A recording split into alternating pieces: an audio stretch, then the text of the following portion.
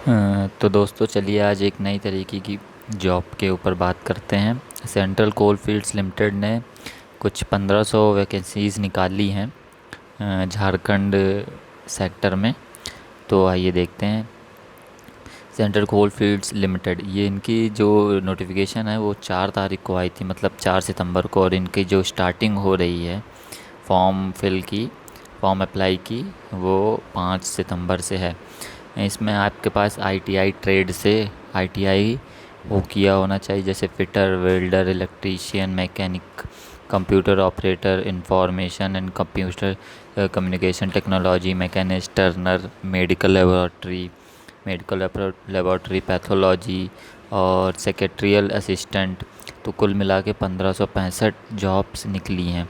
इसमें आपके पास 10th पास होना चाहिए और आपके पास आईटीआई किया होना चाहिए और किसी न किसी ट्रेड में इन सभी में से आपका पूरा होना चाहिए। और जो एज लिमिट इन्होंने रखी है वो 18 साल कम से कम और मैक्सिमम 30 साल होनी चाहिए, ठीक है।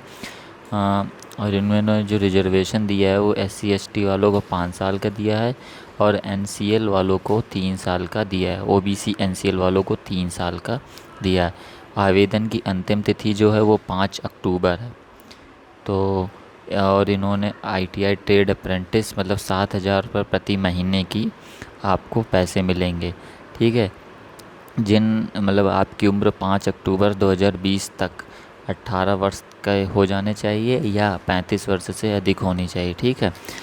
उनके आवेदनों पर विचार नहीं किया, मतलब जैसे 5 अक्टूबर 2020 तक आप 18 वर्ष के हो जाने चाहिए या 35 वर्ष के हो जाने चाहिए। अगर आप इससे ऊपर होते हैं तो आपके आवेदन पर विचार नहीं किया जाएगा, ठीक है। अभ्यर्थियों में कम से कम 10वीं पास होनी चाहिए और संबंधित ट्रेड से आईटीआई की होनी चाहिए, ठीक है। यदि आपके पास पीएपी मतलब प्रोजेक्ट अफेक्टेड पीपल,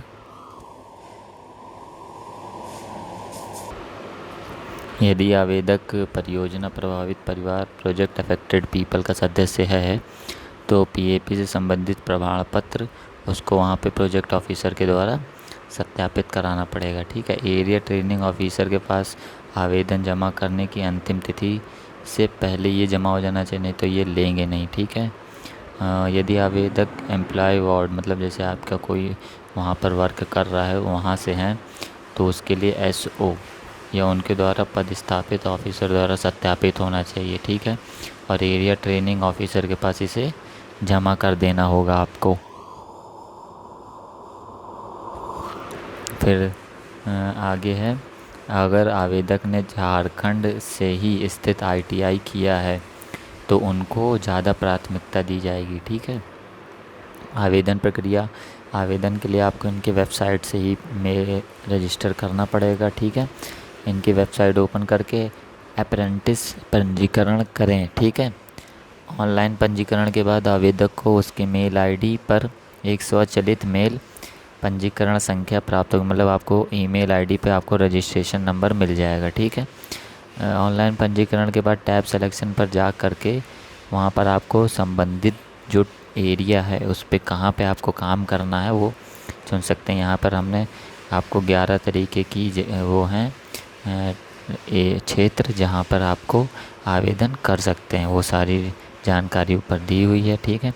जो इनके रजिस्ट्रेशन की डेट स्टार्ट होगी वो 5 सितंबर से होगी। वेबसाइट आपको ऊपर दे दी गई थी, ठीक है। ये अप्रेंटिस की जॉब होगी 1 साल के लिए, ठीक है। ये इन्होंने प्रोजेक्ट अफेक्टेड पीपल तथा पीएपी से संबंधित प्रमाण पत्र जो है प्रोजेक्ट ऑफिसर के द्वारा, ये आपको मैं बता ही चुका हूँ, ठीक है। चयन प्रक्रिया कैसी है इनकी, 5 अक्टूबर 2020 इनकी अंतिम डेट है, ठीक है। मेरिट के आधार पर होगा आपका एडमिशन, ठीक है। अगर आप झारखंड से ही आईटीआई किए हुए हैं तो उनको ज़्यादा प्राथमिकता मिलेगी। अगर आप इनके ही वेबसाइट से ही आवेदन कीजिएगा अथवा आपको किसी और अदर वेबसाइट से करेंगे तो आपको चुना नहीं जाएगा, ठीक है। नियम और शर्तें क्या हैं इनकी, ये आपको टीए और डीए नहीं मिलेगा, आपको आवास नहीं मिलेगा, मतलब वहाँ पे जहाँ पे आपकी जॉब लगेगी अप्रेंटिस की वहाँ पर आपको वर्क करने को नहीं मिलेगा, ठीक है।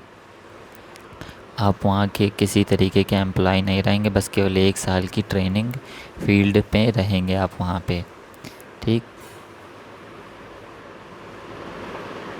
और अगर आपको किसी तरीके का विवाद होता है तो वहाँ की उसका निवारण रांची झारखंड के कोर्ट में ही किया जाएगा। ठीक है, तो दोस्तों ये रही आपकी सेंट्रल कोल्ड फील्ड्स की पूरी जानकारी। इस पर एक वीडियो भी हम लोग जल्दी ही डालेंगे, तो हमारे चैनल के साथ जुड़े रहिए। देखने के लिए शुक्रिया आपका। चैनल सब्सक्राइब करना ना भूलें। Thank you.